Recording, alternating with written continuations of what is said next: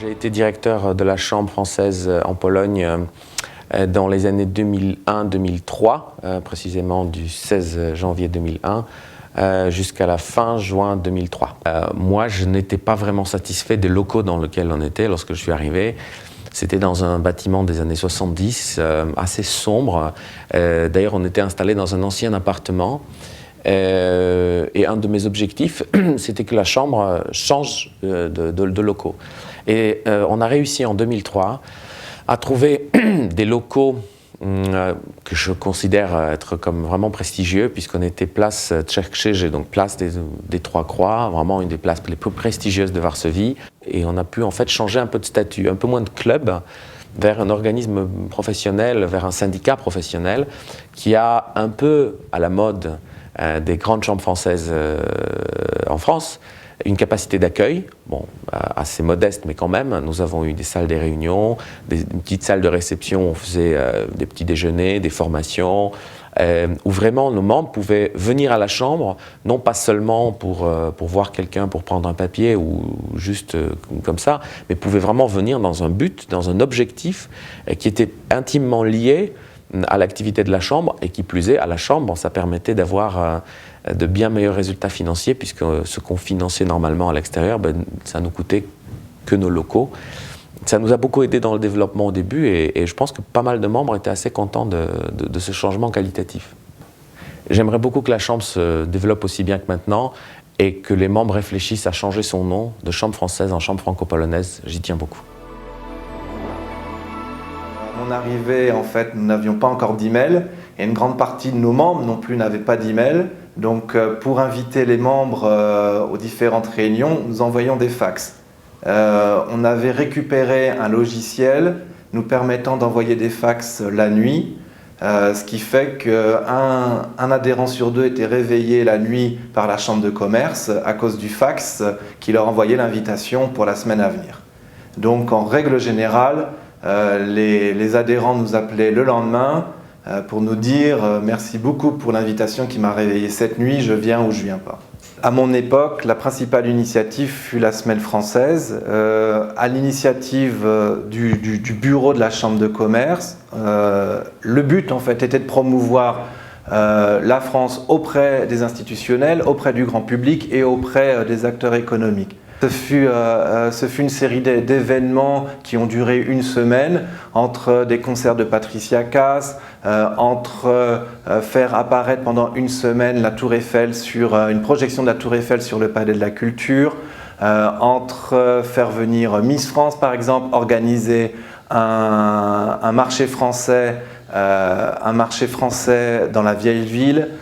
Qu'est-ce que nous avions fait d'autre? Faire venir Jacques Attali, l'organisation de plusieurs forums économiques qui tournaient autour de secteur de la banque, secteur industriel. Il y a plusieurs initiatives de ce type-là. Et dans ce cadre-là, effectivement, il a vraiment fallu qu'on se débrouille, puisque les membres ont décidé de faire tout ça dans le cadre d'une réunion de 2 heures. Ils sont venus nous voir après et ont dit « Bon, maintenant, il n'y a plus qu'à ». Donc, on s'est débrouillé avec les moyens du bord. Nous avons un très bon souvenir de Jean Gérosvold, qui était le vice-président de la Chambre de commerce à l'époque de l'organisation de la Semaine française. Et ce qu'on peut dire de lui, c'est qu'il nous nourrissait en fin de compte toutes les nuits, puisqu'on travaillait régulièrement jusqu'à minuit, 1h du matin pour organiser cette Semaine française, grâce au catering en fait, de Jean Gérosvold, qui venait nous voir tous les jours entre 9 et 10 heures le soir, nous apporter à manger.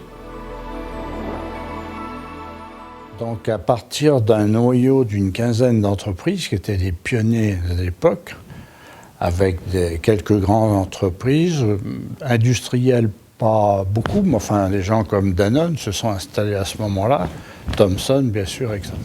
Et on s'est dit qu'il était temps de créer une organisation qui puisse représenter la totalité des investisseurs français en Pologne. Donc on s'est installé de façon modeste dans un bureau au sous-sol de l'Institut français à Senatorska, et avec une demi-secrétaire qui était Madame Poniatowska, qui a mené toute cette opération, et puis c'est tout, il n'y avait rien d'autre. Et notre activité au début a été essentiellement de faire rencontrer les représentants français avec des personnalités politiques ou non polonaises. Donc on a eu des invités comme Balcerowicz, qui est venu 2 fois d'ailleurs à la Chambre. Bon, la première rencontre avec Balcerowicz était organisée par la Chambre de façon à faire rencontrer les principaux investisseurs français avec le ministre qui avait été à l'origine de la transformation, le grand bang un peu brutal d'ailleurs, mais qui a été très efficace. Je me souviens de lui avoir dit, si vous n'aviez pas fait ce que vous avez fait, jamais les industriels qui sont là ne seraient venus en Pologne. C'était sûr. Bon, alors, pour l'anecdote, j'avais essayé de faire venir un certain nombre de mes collègues, mais ce n'était pas très facile. Bon, et finalement, voyant qu'il n'y avait pas énormément de volontaires pour venir à ce dîner, c'était une forme d'un dîner. Donc j'ai dit à mes collègues, en particulier le directeur de la Société Générale, M. Ferrand, je lui ai dit il faut rameuter un peu, tu envoies un certain nombre de gens de chez toi. Et puis j'ai dit aussi à un autre, etc. Alors malheureusement, Balcerowicz, c'est pas une chose qu'il a dit, alors présentez-vous. Alors on a fait le tour de table, monsieur Untel, Société Générale, monsieur Untel, Société Générale. C'était un peu ridicule, mais bon, on s'est dit qu'il aurait une mauvaise image de la Chambre, mais en fait, il est revenu plusieurs années après, il était encore ministre. Et là, on avait fait une grande réunion à l'Institut, rue Senatorska, dans la grande salle, avec 150 personnes, et très bonne réunion, très bonne réunion.